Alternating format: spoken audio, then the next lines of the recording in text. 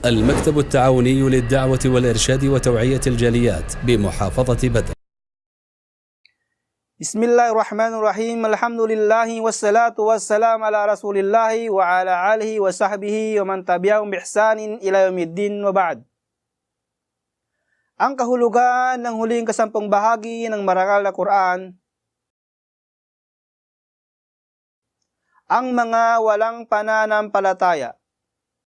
Bismillahirrahmanirrahim.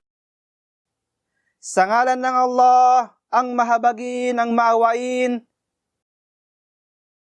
Qul ya ayyuhal kafirun. Sabihin mo, O Muhammad. Sabihin mo, O Muhammad, sa kanila na hindi naniniwala sa Allah at sa kanyang sugo, o kayong mga kafirun, o kayong mga walang pananampalataya sa Allah. Ang sura na ito ay pinapahayag na turang iniukol sa mga kafirun, sa mga nagtakwil ng pananampalataya sa Allah, partikular ang mga Quraysh. Sa kanilang kamangmangan, kanilang inanyayahan ang sugo ng Allah na sambahin ang kanilang Diyos-Diyosan sa kanilang mga Diyos-Diyosan para sa isang taon. Ay sasambahin ang kanilang Diyos-Diyosan para sa isang taon. At sila rin naman ay sasamba sa Allah para sa isang taon.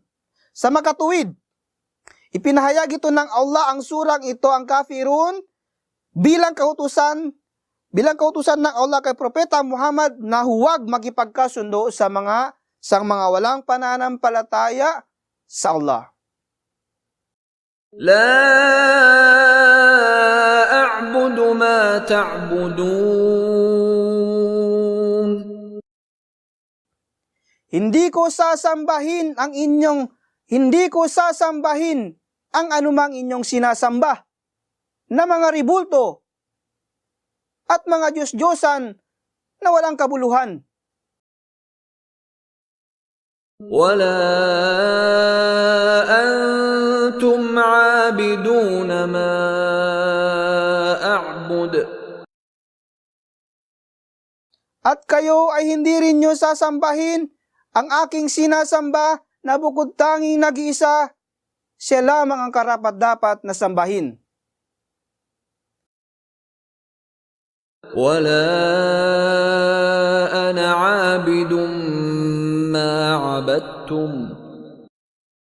At ako, kailanman ay hindi mangyayari na sasamba sa mga sinasamba ninyo na mga ribulto at sa mga huwad na Diyos-Diyosan.